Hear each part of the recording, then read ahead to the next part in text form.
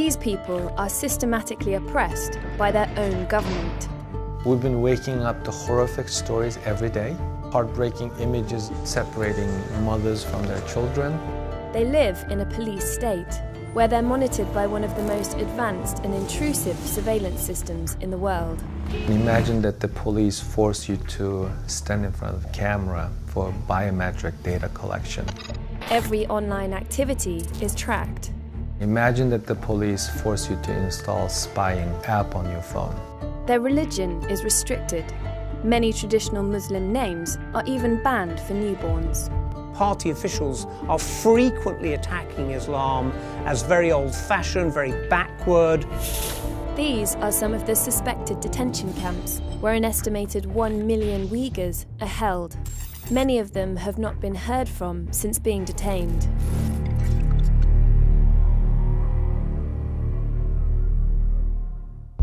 Uyghurs are a Turkic-speaking Muslim minority in China, living mostly in the sensitive frontier province of Xinjiang.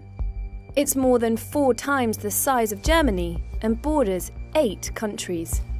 It's home to some 11 million Uyghurs, but because of immigration from the rest of the country, today nearly half of Xinjiang's population is Han, China's dominant ethnic group. Nuri Tekel grew up in Xinjiang. A Uyghur now living in America, he campaigns against the oppression of his people. But speaking out against China can be dangerous. I worry my public advocacy will cause some unthinkable consequences to my family members. I haven't seen my mother for 15 years. This is the mildest form of torture that the Chinese government is imposing on us. The Communist Party seems determined to crush Uyghur identity and is going about it in a systematic way.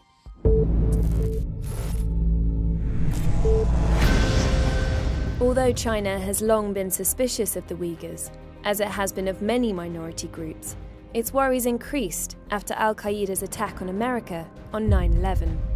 After 9/11, the Chinese government taken an opportunistic position, claiming they are also a victim of global terrorism.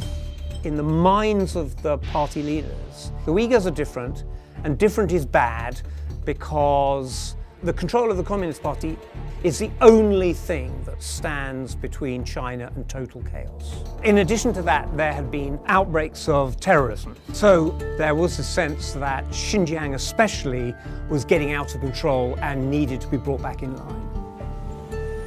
In 2014, a group of Uyghur terrorists went on a stabbing rampage in Kunming railway station, killing 31 people. This was one of several attacks that fueled the government's hostility towards the Uyghurs. The Chinese government likens Uyghur to a cancerous tumor, Uyghur Islam as a mental illness. Relations between Uyghurs and Han Chinese in Xinjiang have been tense for years. An eruption of violence in 2009 led the Chinese government to step up security. But it wasn't until Xi Jinping came to power that China really tightened its grip on the Uyghurs. Between 2012 and 2017, China's domestic security budget doubled. In Xinjiang, it tripled.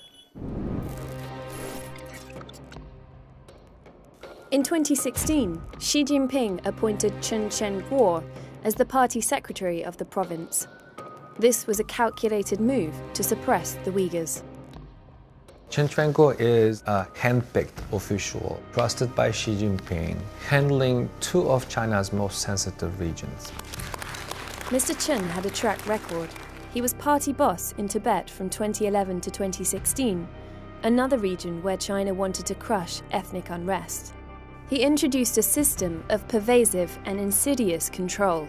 He increased police presence, stepped up the communist propaganda campaign in Buddhist temples, and created a culture of fear, encouraging neighbours to spy on one another.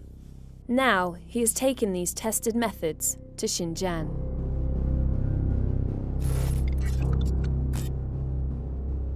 Images of Xi Jinping have been placed in some mosques and on prayer mats across the province, an act that offends religious sensibilities. Beards and face veils have been banned, as have some halal products. This 800-year-old mosque is one of many that has been closed or bulldozed. The Uyghur language is banned in schools in parts of Xinjiang. Uyghur heritage is being wiped out. It's a cultural genocide. It's a very specific purpose, systematic method, and ultimate goal. That is to stamp out Uyghur identity. China is using world-leading hyper-surveillance techniques in Xinjiang. Face recognition cameras monitor Uyghurs on the streets. Spy apps track them online. My own family have deleted me from their social media connections.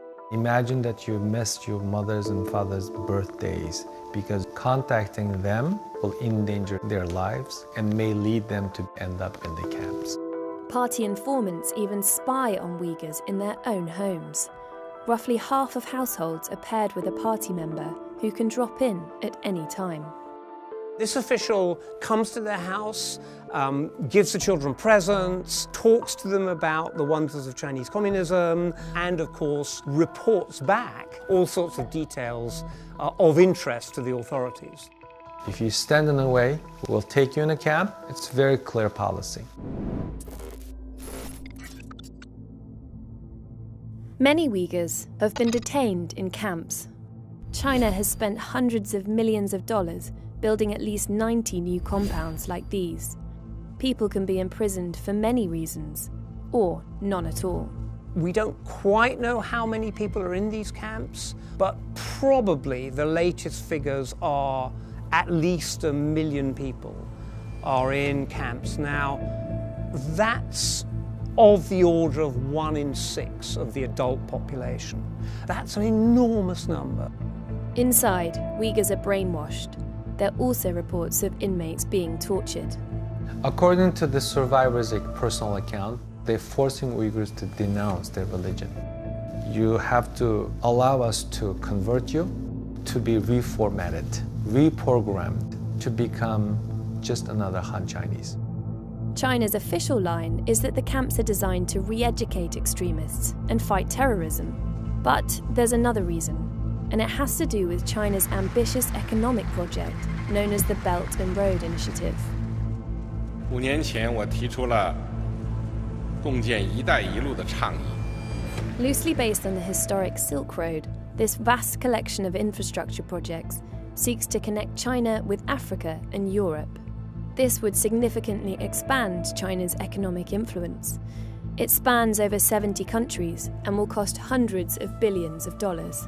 Xinjiang is sort of central to Xi Jinping's grand project. That project is Xi Jinping's sort of signature foreign policy. And therefore Xinjiang is so important to that he just does not want any trouble coming from Xinjiang. The Uyghurs are victims of China's determination to exercise complete control over its population. Their future is uncertain.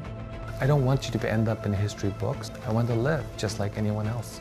And my people deserve to live in this world with respect and dignity.